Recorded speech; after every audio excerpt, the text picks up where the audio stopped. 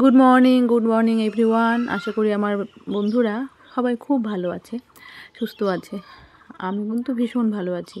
চলে এলাম mini blog নিয়ে। আমি কিন্তু সকাল সকাল উঠে বাড়ির সমস্ত কাজ করে, বাসি কাজ সেরে, আমার যেটা প্রতিদিনের কাজ এক্সারসাইজ করা, তো সেটা আমি করে নিচ্ছি একটু। আর এটা আমি জানি যে যদি আমি নিজের জন্য 1 ঘন্টা বা আধ ঘন্টা সময় বের করি, এক্সারসাইজ করি, তো নিজে সুস্থ থাকলে আমি বাড়ির সবাইকে সুস্থ রাখতে পারবো।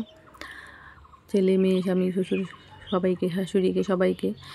আর আমাদের মেয়ে যারা আমরা হাউস ওয়াইফ, তাদেরকে তো 10 হাতে কাজ করতে হয়, যেটা আমরা কম বেশি সবাই জানি।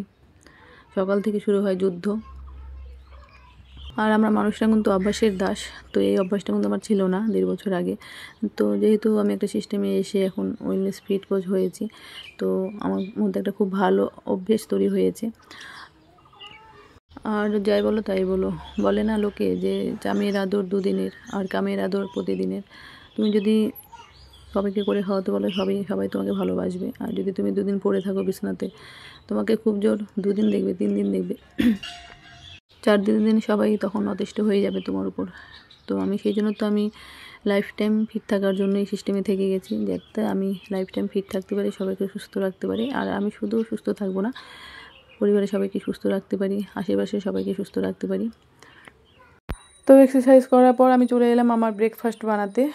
আর ব্রেকফাস্টে আমি কি খাচ্ছি সেটাও তোমাদের সাথে শেয়ার করব।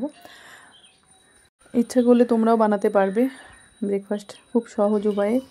তো আমি এখানে দেখছো, এখানে সব মটর আছে, ছোলা আছে আর ডাল আছে। আমি আগের দিন রাত্রে ভিজিয়ে রেখেছিলাম সবগুলো।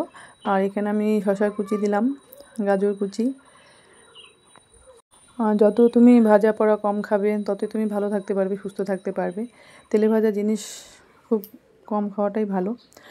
তো আর যদি তুমি ভিজিয়ে রেখে দাও আগের দিন তোমার ছোলা, মটর, তারপরে তোমার হচ্ছে রাজমা, তো এগুলো ভিজিয়ে কাঁচাটা খেলে বেশি উপকারী। তো আমি দিলাম লঙ্কা কুচি আর লেবু একটু দিলাম, একটু টেস্টি হওয়ার জন্য। যেহেতু এখন গরম, তো লেবু আমরা খেতেই পারি।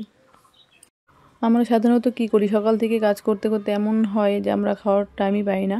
তো প্রথমত আমরা চেষ্টা করব যে সকাল সকাল ব্রেকফাস্টটা করে নেওয়ার 8টা থেকে 9টার মধ্যে। তো যাই করি না কেন, খাওয়া দাওয়া ঠিকমতো টাইম মতো খেয়ে নেওয়াটাই উচিত। তো এবার আমি ভালো করে মিক্সড করে নিচ্ছি। আর এখানে আমি কিন্তু কিছু দিনই খালি একটু লবণ দিলাম, আর কাঁচা লঙ্কা কুচি, আর শসা, গাজর কুচি, আর কিছু দিইনি আমি। তো এটাই আমার হেলদি ব্রেকফাস্ট। তো আমার এই ব্রেকফাস্ট তোমাদের কেমন লাগলো অবশ্যই বলবে কমেন্টস করে। এত ইচ্ছা করে তোমরাও বানিয়ে খেতে পারো, খুবই হেলদি ফুড, শরীরের পক্ষে খুবই ভালো। তো আমার ভিডিওটা তোমাদের কেমন লাগলো অবশ্যই বলো কমেন্টস করে। আবার দেখা হচ্ছে তোমাদের সাথে নেক্সট ব্লগে, মিনি ব্লগে। ভালো থেকো সবাই।